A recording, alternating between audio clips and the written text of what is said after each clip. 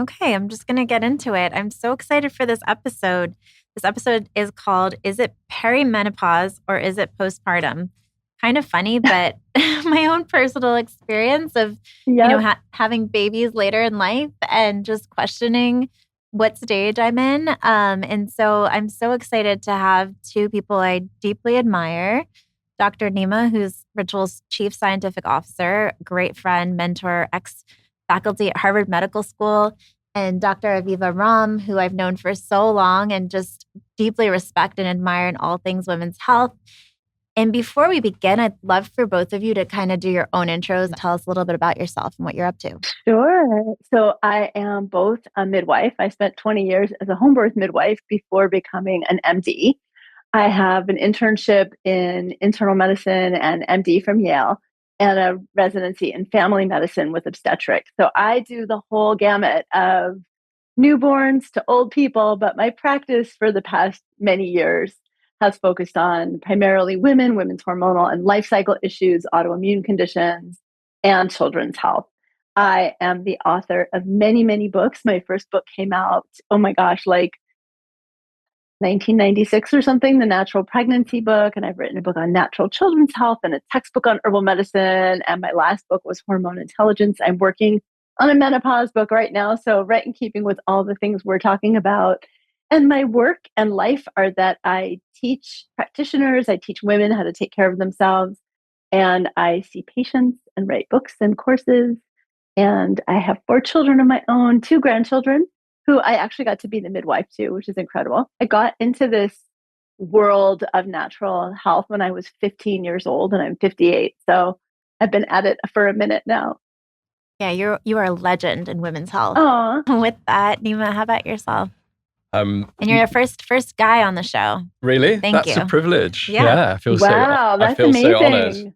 There you go. I'm certainly an advocate for women's health, so it's a pleasure to be here. But well, as you know, Kat, I'm a physiologist and chief science officer at Ritual. My background is in muscle metabolism and physiology, and I did that in the UK. My funny accent. Ended up moving to Harvard and becoming faculty at Harvard again in muscle metabolism and physiology. And my research interest has always been on how nutrition, drugs, exercise, and genetics can influence the human body, and how that gets influenced in health and disease. But most recently, I'm a professor of public health and sports science at the University of Exeter, which still brings me into direct research. And with Ritual, we've been looking extremely closely at life stages and women's health stages and how nutrition can influence women for the better, but also provide accessible innovations and accessible product solutions to women. So really excited to be here. But yeah, we work together so closely. So I think you know all of this about me. Yeah, but I'm But I excited. didn't. I'm excited to hear. Now, I just want to jump into the protein question. But I know, me too. I'm like, It's I want to coming. know my what God. should I be how I should be exercising right now. But with that, I think just backing up because Rituals has been so focused on reproductive health, and I think that perimenopause, menopause is there's just such a lack of knowledge for women that as they're going from one phase to the next. I'd love to kind of just set the record straight. And Aviva, maybe you can kick us off of what is perimenopause? What is menopause? What does that evolution look like? Yeah, well, you said something so important that there's so little known about it. And I just want to say to that it's also like this kind of black hole of aging, right? Like when you go into puberty, you're so excited, you're becoming an adult. And even though you have to deal with some messy aspects of it, you're like, but I'm a woman now. And then it's so celebrated to become pregnant and become a mother. But then perimenopause and menopause with aging in our culture, not, or older women, not as celebrated historically. It's like, it's been this kind of silent area. So perimenopause, let's start with menopause. It's easier you start right there because it's a very clear definition. Menopause is when you have not had a period for 1 year. Your period has ended. You are no longer fertile and reproductive in the classical sense. We're still very productive. And so it's just literally the definition. You stop cycling, 1 year goes by, no vaginal bleeding, you're in menopause. And then from then, you're in menopause for the rest of your life.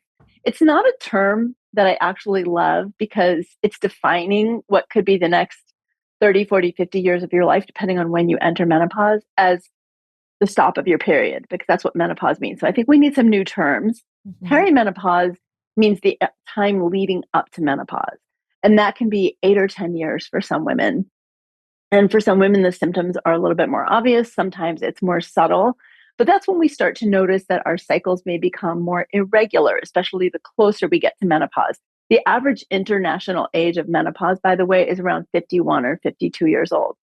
So typically, sometime in women's mid to late 40s, they start noticing, I think my periods are further apart, or I skipped one and I'm not pregnant, or this is weird, I've just had 2 periods this month, or my periods are lighter or they're heavier. We may start to notice some changes in our mood, in our cognitive function, in our sleep, in our, we might start to have some hot flashes or notice a little bit of vaginal dryness. And those symptoms tend to become more pronounced the closer we get to the actual menopause. And for some women, the transition is really smooth. They don't have any symptoms. About 80% of women will experience some symptoms, including actually 80% of women will have hot flashes. And then for some women, the symptoms are moderate, manageable, and some women, the symptoms are so significant they can become incapacitating. Postpartum is interesting when you have a baby in your mid 40s and you're entering in this transition, particularly if you're breastfeeding, and breastfeeding is suppressing your periods and kind of creating this almost false, similar hormonal milieu to menopause, which is like low estrogen, for example. It can be really confusing. As you said, am I in postpartum or perimenopause? Yeah, that's that's my own personal experience. I'm like having 3 kids and having them later, it gets really confusing because the symptoms feel very similar. Yeah, so it is interesting. Like there's a really common phenomenon of symptoms called genitourinary syndrome of menopause, and that's vaginal dryness, frequent urination. That suppression of estrogen causes changes in the bladder and the vagina that cause those symptoms. But when you're breastfeeding, your estrogen is similarly suppressed. So a lot of women who are breastfeeding in that first year postpartum, or sometimes even longer, they're like, wow, my libido is just not there. And it's not just that you're touched out, your libido isn't what it was, or you do have vaginal dryness and you're like, what's going on? So it can be difficult to sort out. And if you're postpartum and you get your labs checked, it may simply also show the same kind of hormonal pattern because breastfeeding is creating lack of menstruation or creating low estrogen, progesterone may be suppressed, your follicle stimulating hormone and luteinizing hormone may be suppressed. So you can't necessarily know based on labs. So often it's really a wait and watch and see, and possibly some guesstimation. But if you're 48 or 49 or 50 or 51 and still breastfeeding, it could be that you are transitioning. And the only way to know is really when you stop nursing, if that persists. Kind of just a wait and see, trust your body, listen and watch. Yeah, it's tricky. You feel like you're in the clear after you have had multiple kids, and then all of a sudden it kind of hits you like a bag of bricks, and there unexpected. Are things that you can do for some of the symptoms. Like while you're breastfeeding, you're not going to take hormone therapy if hormone therapy is something you want to do. But there are topical things. You can do topical vaginal estrogen, for example, if you have vaginal dryness or frequent urination or frequent UTIs while you're in that transition. There are things you can do to support your sleep and support some of the mood changes. Yes. Just the oral internal hormones are kind of off limits till you're not nursing. Yeah, I want to have the HRT combo for sure. We're going to get into that. Yeah. But before we do, Nima, I'd love to hear from you as obviously a professor and our genius scientist at Ritual. What makes you so passionate and I think really well educated and versed in perimenopause, menopause? I feel like as the only guy on your show, it's important to speak up. But I guess being a physiologist, it's just been really important to understand human physiology.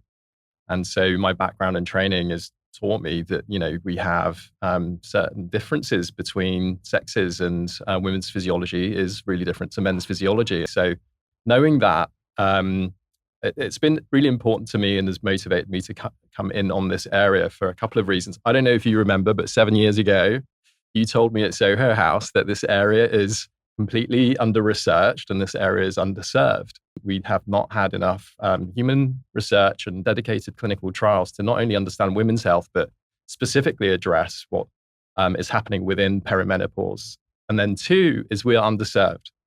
So we're underserved in the sense that women have not got the tools, the knowledge base, nor the solutions to really help them in a period that is somewhat mysterious and dark. And so I think it's a real privilege to be able to work in this area as a physiologist, to dedicate time to research and bringing academic institutions and industry together to think about not only expanding the knowledge base, but coming up with solutions that are accessible to people and translating that science, so it's available to women. So that's the motivation, but it stems from my background in physiology and our conversation. Yeah, I love as a guy how passionate you are about menopause.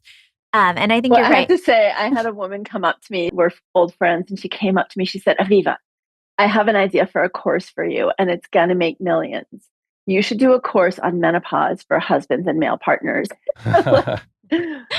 So men true. just don't have a clue what's going on. And I was just reading some data today that I think it was actually done in the UK. 6,000 women were studied, and a substantial portion of them said that the experience of perimenopause and menopause had a tremendous impact on their relationships because their partners just don't get it.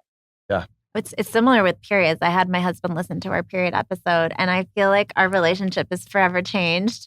Oh, so that's great. I'm going to have him listen to this one as well. Yeah.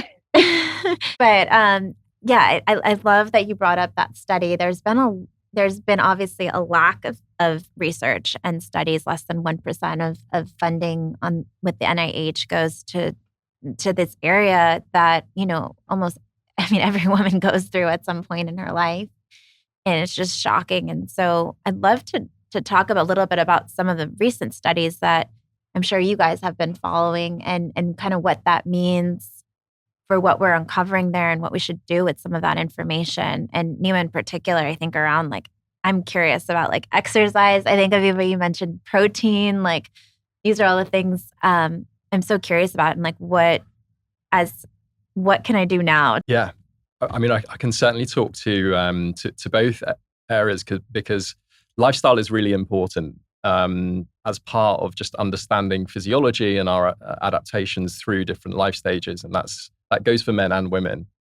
But the women's journey is different. And there's some susceptibility to change that I think is just important to understand. And the areas of which I've spent a lot of time in with regard to research is really understanding the physiology adaptations and those physiology changes through premenopause to perimenopause to menopause and post. And one of the areas that I think is really important to understand is that the musculoskeletal system is changing.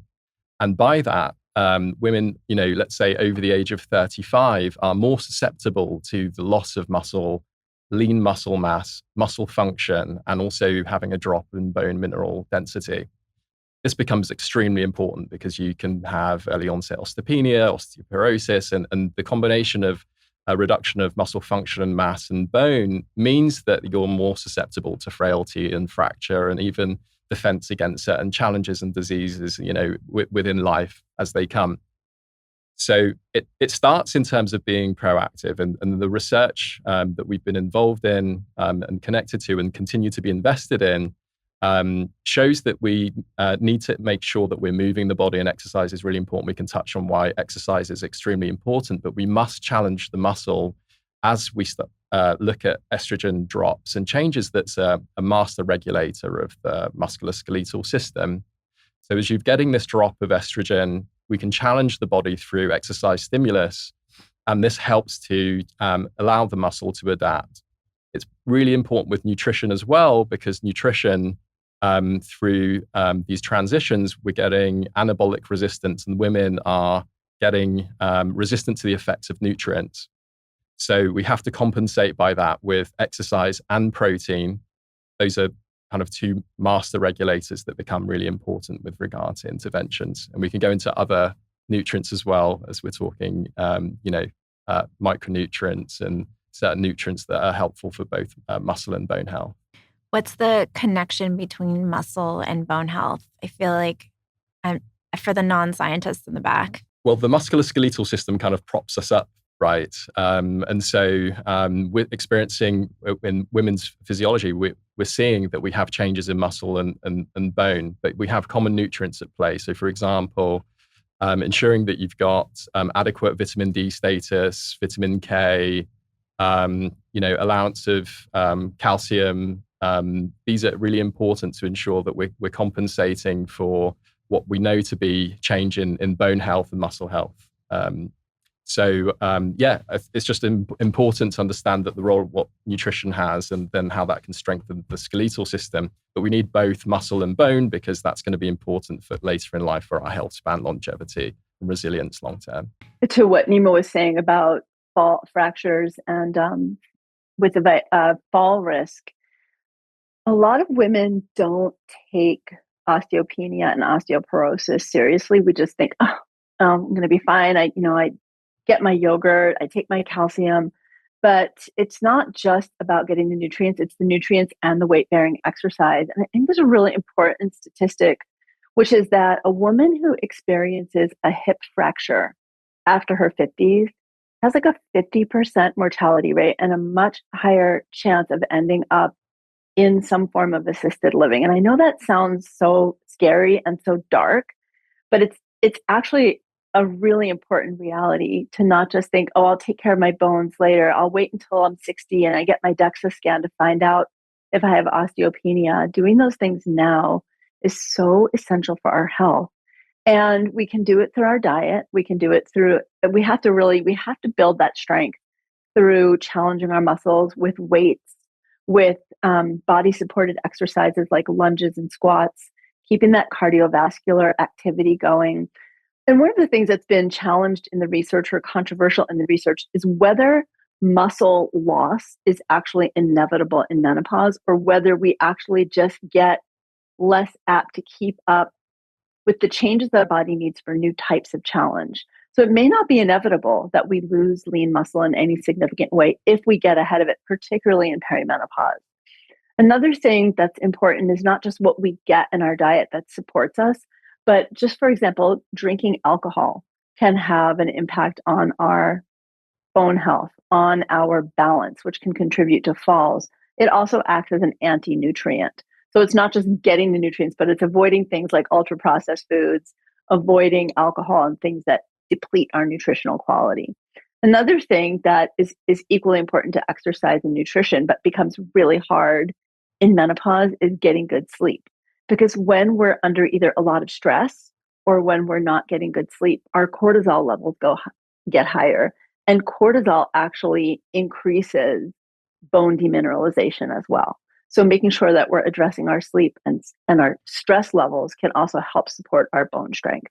So it sounds like there's like things that we should start doing earlier, and then there's things that we should stop or kind of limit.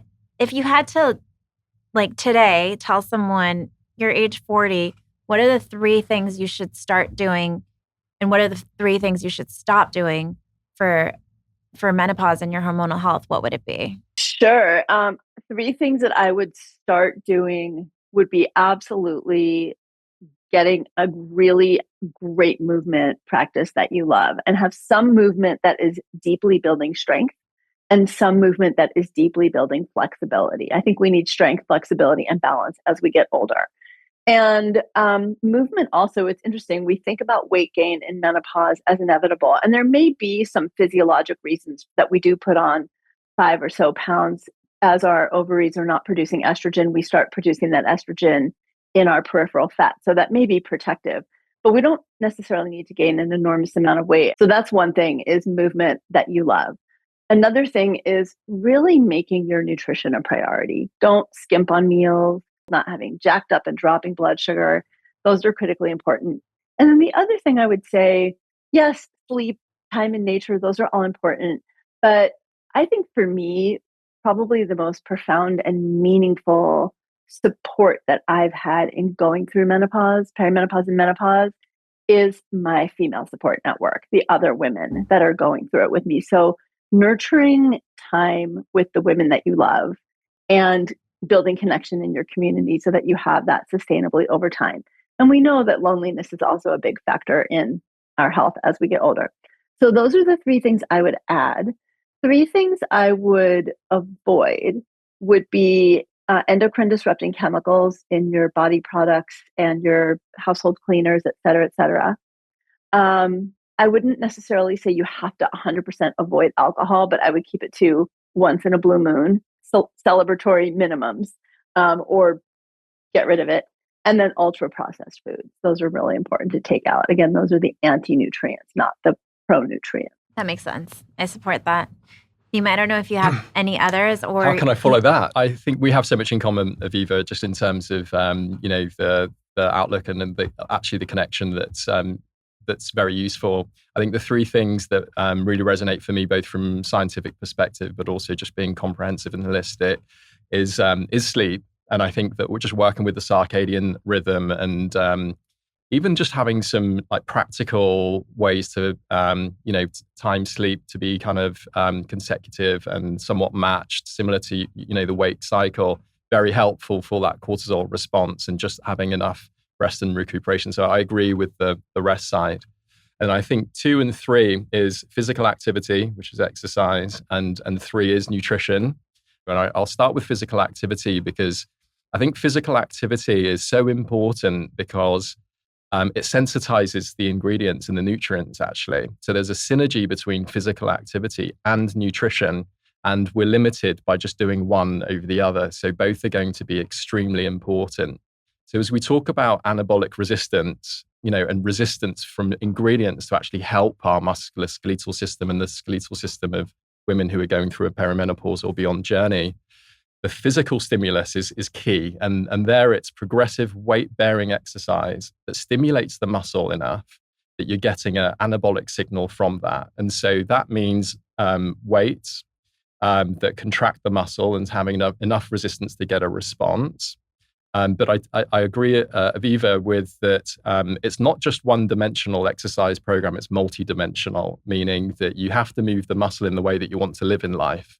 Because not only do you want to have your musculoskeletal system work for you, you want it to work for you later in years because mums are busy, they're carrying kids. I know that you've got 3 and you're carrying them in all different directions in all sorts of ways. And you need to be able to lift and load and you've got to have that. So balancing physical activity with range of motion, ensuring that you've got mobility, balance, and flexibility as part of your programming is really important. So what does that look like? That looks like a minimum of 3 resistance exercises per week, coupled with a minimum of 2 cardiovascular type exercises where you can think of plyometric type work or some level of high intensity training.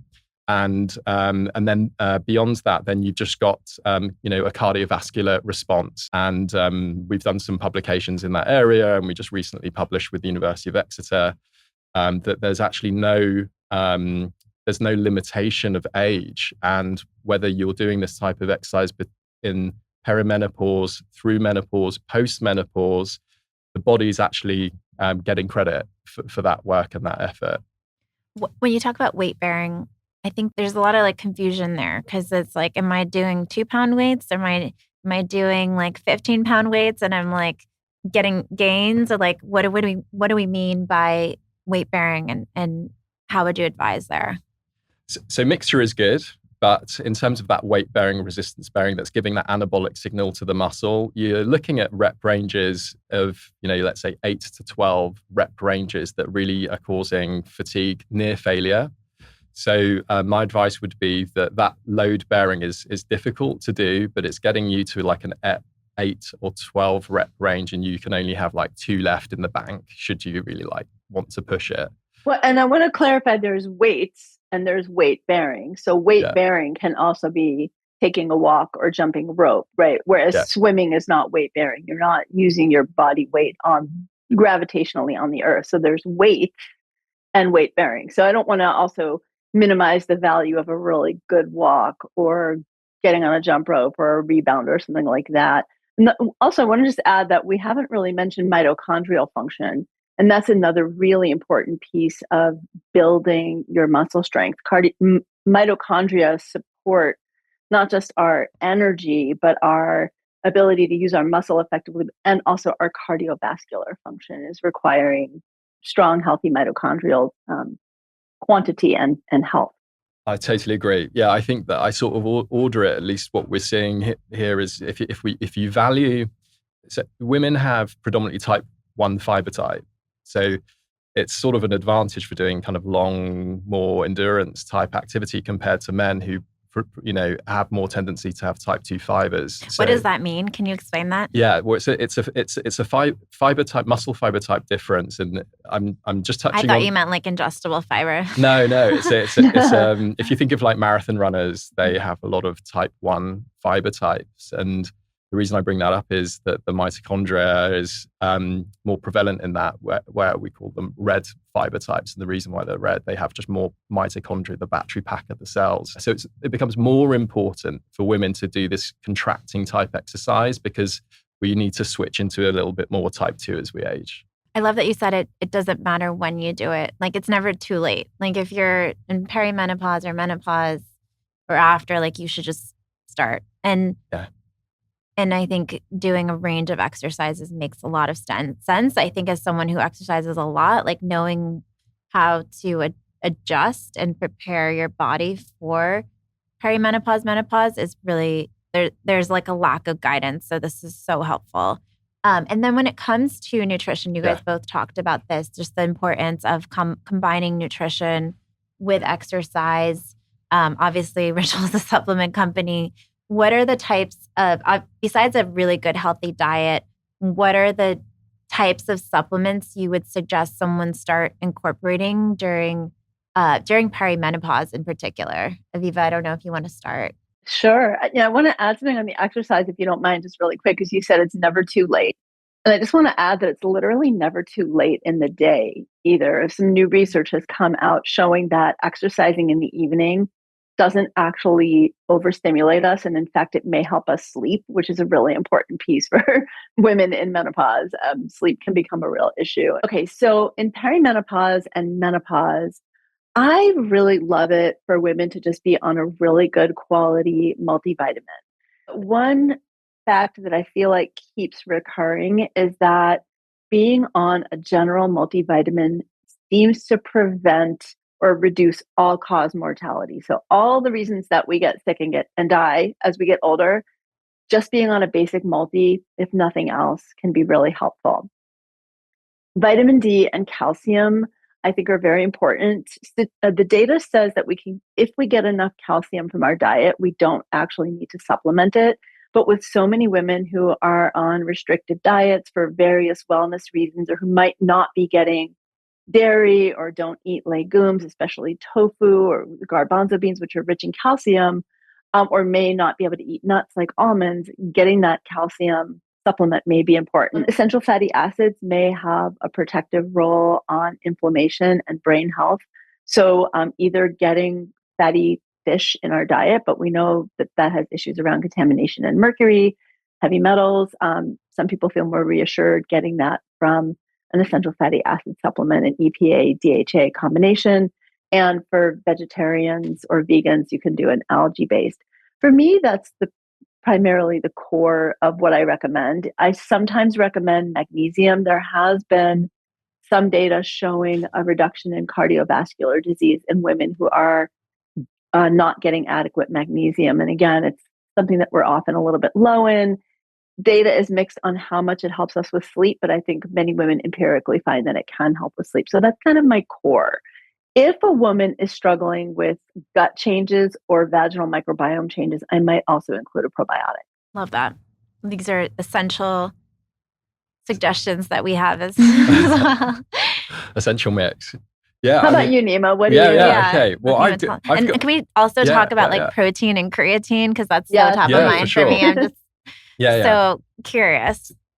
Well, I've been doing this for 20 years. I'd say on the macro level, protein, micronutrients, which are vitamins, and anti-inflammatory foods. Those are the three buckets that I think are extremely important as we think about women's health and protective ways to integrate, diet into any of these changes that we've discussed, whether it be hormonal or physiological. When it comes to protein, we spoke a lot about it. But what I think is so interesting with protein is, and it's got buzz recently, which is great, but the RDA is 0.8 grams per kilogram body weight, and that's extended to women. The problem with the RDA is it is almost like minimum requirement sufficiency of protein to kind of keep us propped up, men or women. And it's also been a really hot topic in press. Now, what I know based on direct research is that the RDA is completely insufficient for some of these optimization steps that we've spoken about. And in fact, from perimenopause onwards, we're looking at ranges of 1.2 to 1.6 grams per kilogram body weight, and actually I 100% agree. More emphasis to 1.6 gram per kilogram body weight is most appropriate for perimenopause and beyond.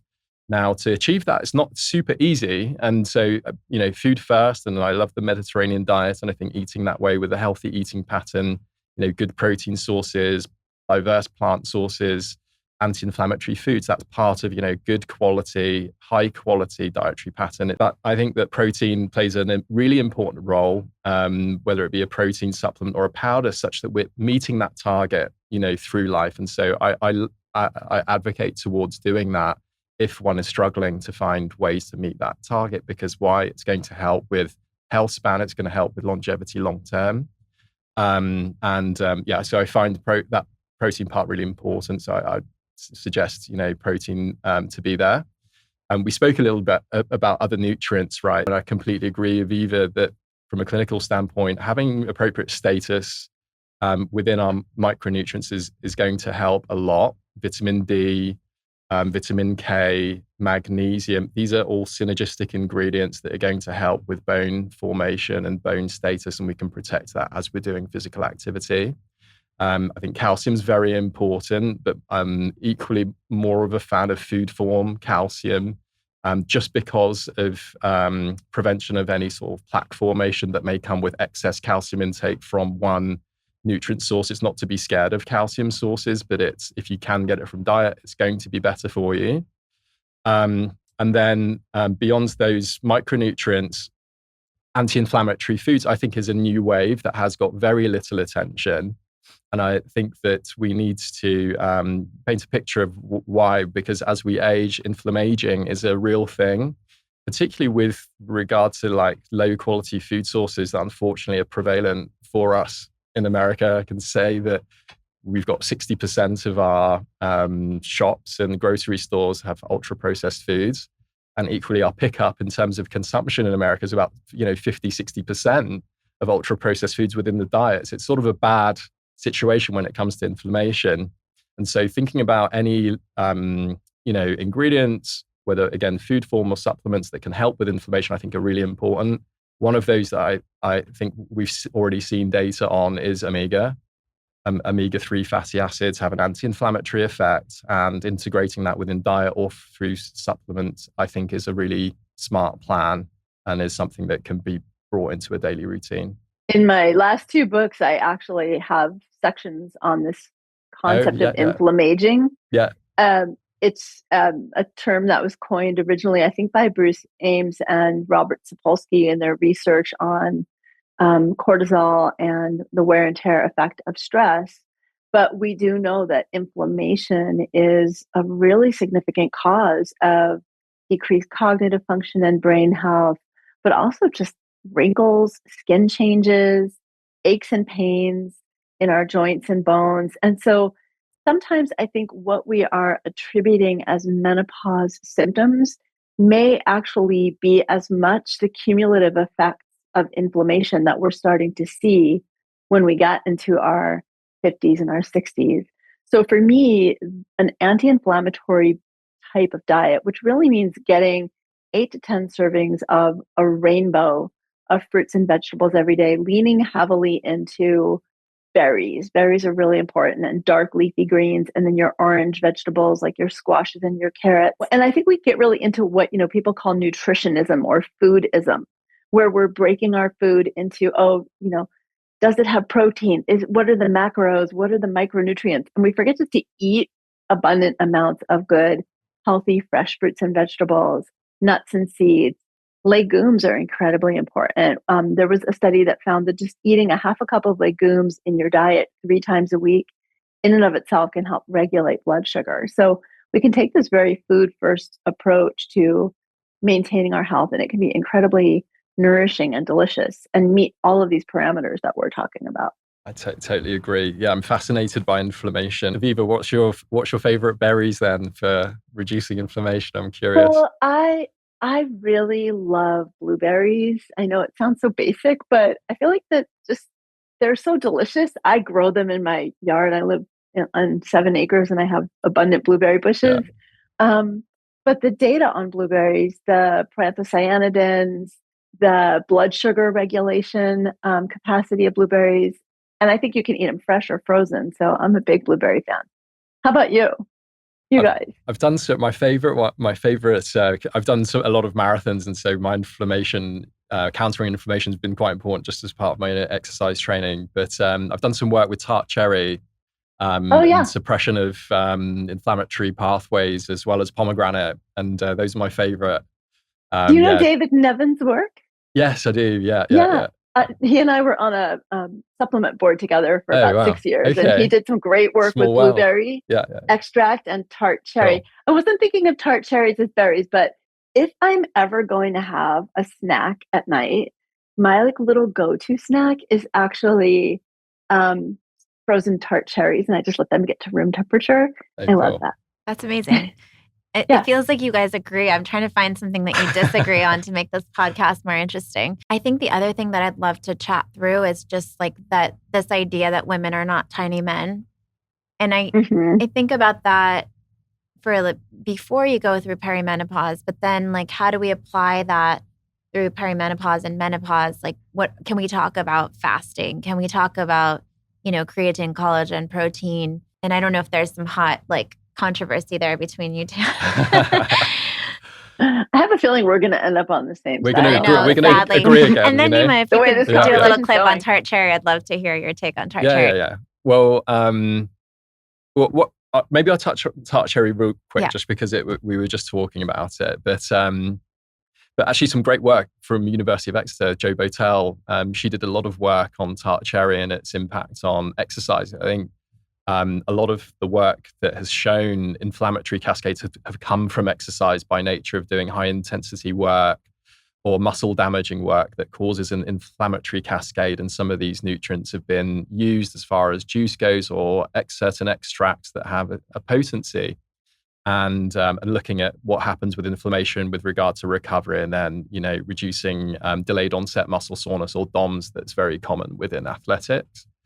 I've done research in this area too, and we've looked at pomegranate and tart cherry to look at these cascades, and found that it completely suppresses.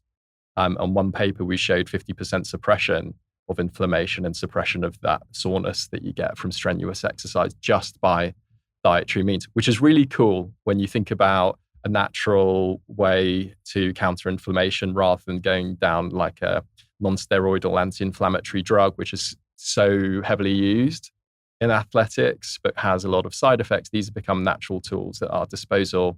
And I think tart cherry is one of those candidates that has a lot of potency there. It's also, there's some data around, I believe, blueberry and tart cherry, and also acerola C that I remember David Nevin presenting. He was at the University of North Carolina, I believe, at the time, in preventing post-performance viral infections, which are really common too. When folks are training for a marathon, then they do the marathon, then they get sick the week after. That's right. Yeah. The other thing with tart cherry is it's not probably enough tart cherry in the Sleepy Girl mocktail to actually make a difference. And I've written about this on my social media, but it does, higher doses do have melatonin that may also help with sleep. Yeah. Love that. We have something in the pipe in the United States. Nice. So I love that we're recording this. Let's talk about the women not being tiny men. I'd love to have that conversation. What are your thoughts on fasting? I think, Aviva, you mentioned collagen, creatine, protein. Like, what are the differences in some of those areas? Well, the concept of women not being tiny men has really come out of what Nima was saying earlier is this dearth of research on women. And so historically and continually now, we often see, for example, pharmaceuticals when they're prescribed to women, not adjusted for women's not only differences in body size and muscle mass, but for our metabolism. So that's kind of where that concept comes from. But as we're seeing a lot more of what I jokingly call kind of bro pack medicine in women's health, we have a lot of women now who are really intensely promoting intense bodybuilding, intense fasting. We can kind of consider some of those same parameters that we might need to rethink for women.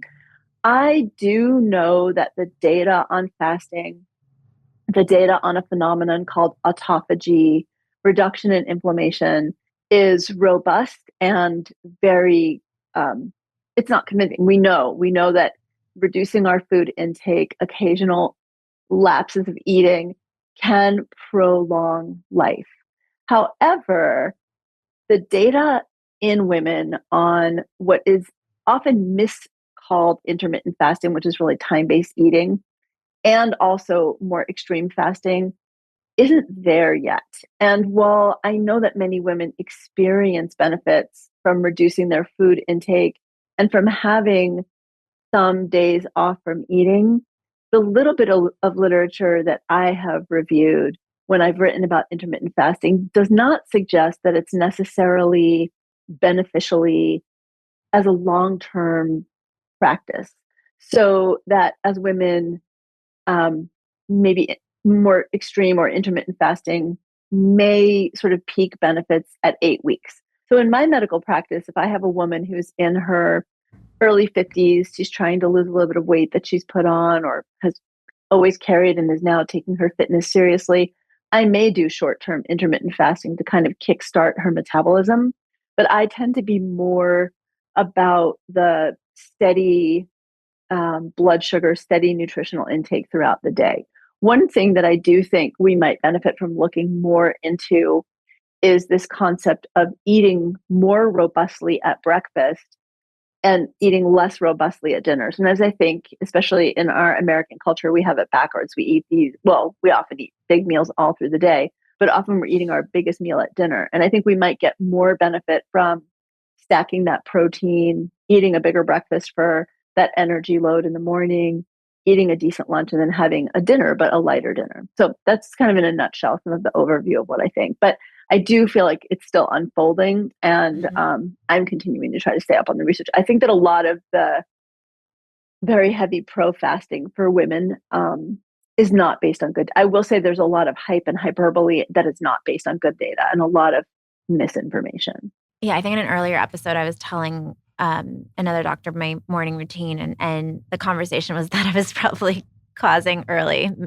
onset of menopause based on how I was, I think the combination of intermittent fasting, having coffee on an empty stomach, like working out and doing strength training early in the morning, just spiking cortisol and the downstream effect. And I'm curious if that's research is still early, or like if we can be kind to ourselves and maybe change our even morning routines. And Nima, curious to get your thoughts. I think that fasting is also not appropriate for some of the changes that we've been talking about. And the reason for that is I think that there's good data on fasting, and it's certainly helpful for change. It's really it's a caloric intervention of sorts where you're guaranteeing a certain food intake, and that can be helpful for maintaining or getting to a target healthy weight. I think the expense of doing that long term is that you're creating an environment that can be catabolic, and by catabolic I mean can actually accelerate this loss of muscle signaling and bone signaling that we just spoke about. So having prolonged periods of fasting is not conducive to building that strength and resilience and getting the most out of your workout and getting the most out of your nutrition. So I think I love the term "women are not small men." I think that was coined by Stacey Sims, and she's an exercise physiologist that's spending a lot of time in this area. And it's appropriate to think about how we get our nutrients within a day, and specifically for women's physiology. I think that for women in particular, given the susceptibility to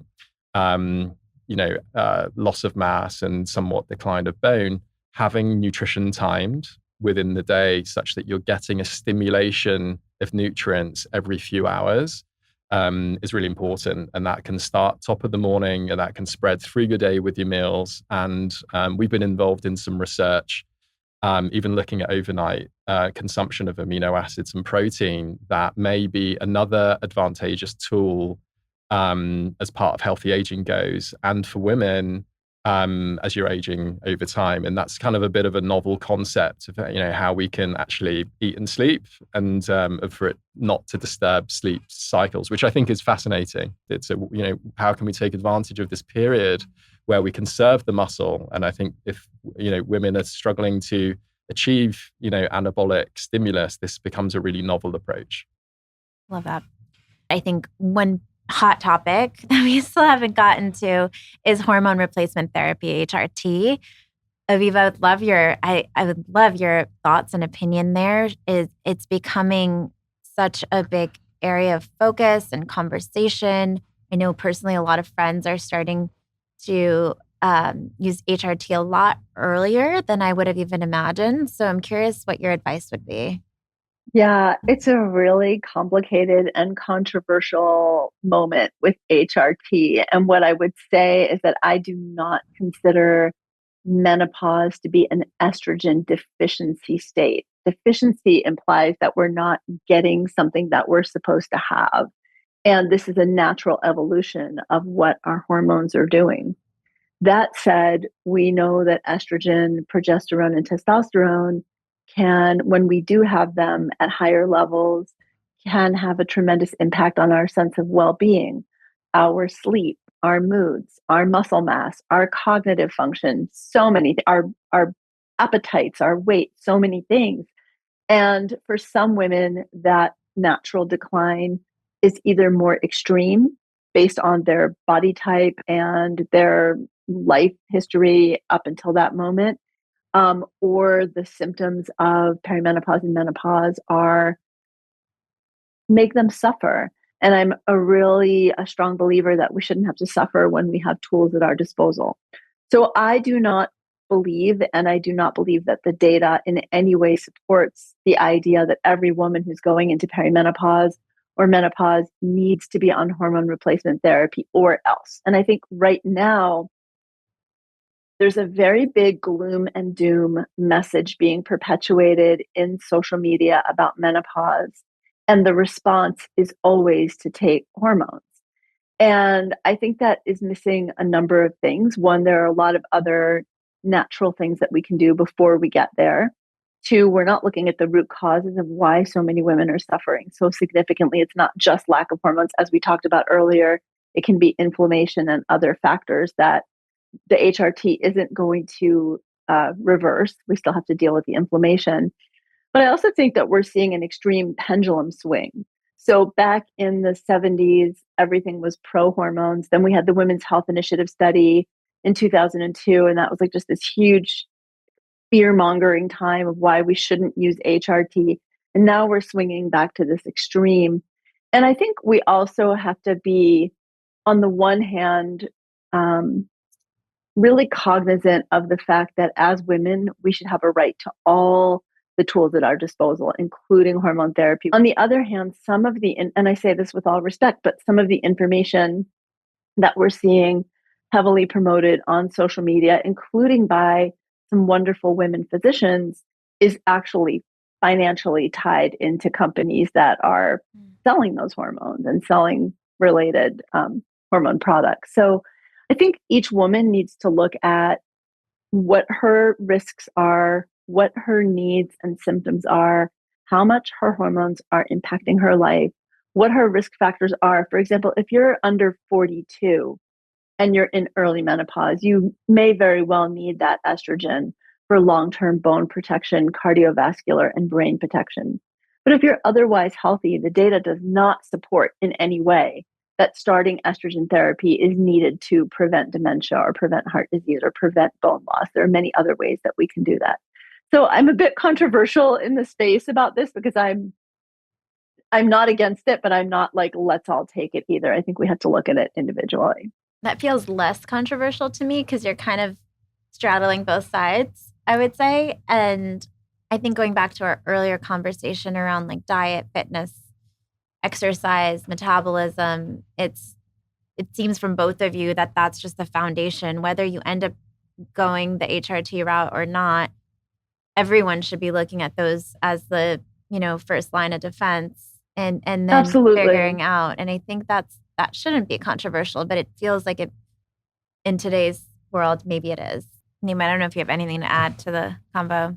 Well, I think it's a completely balanced and logical view. So yeah, I think that I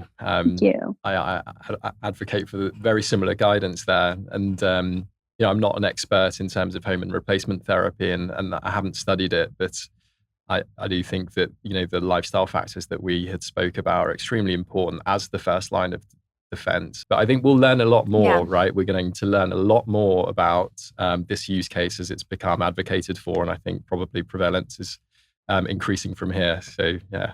And more money is getting put into it. I mean, we forget as women how much economic power we actually have in so many women. Half of the female population is now in the US entering menopause. So we have more spending and buying power that is actually influencing how money is being allocated. So I think we're going to see a lot more menopause research. Yeah, it's very exciting. I think to your earlier point, as someone who considers myself natural granola, I never thought that, I would consider HRT. That felt like not in line with my values. But the more I've researched it and the more I've seen in my network and how transformational it has been to people, I think it's just interesting to keep an open mind. And and like you said, like if you are dealing with a lot of issues, I think just kind of taking the shame away from some, I think history and baggage of what you are and how you identify.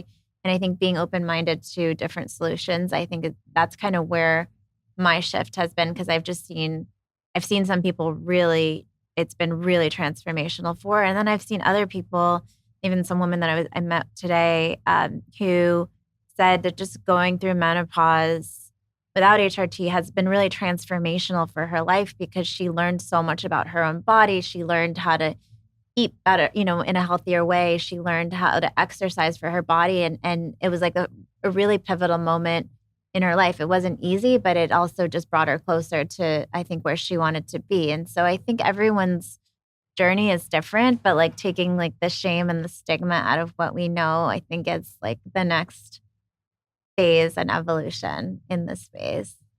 Beautifully said. Yeah. Well, this was an amazing conversation. I've learned so much from both of you in so many areas, and I feel like we need a part 2. Let's do it. I'm in.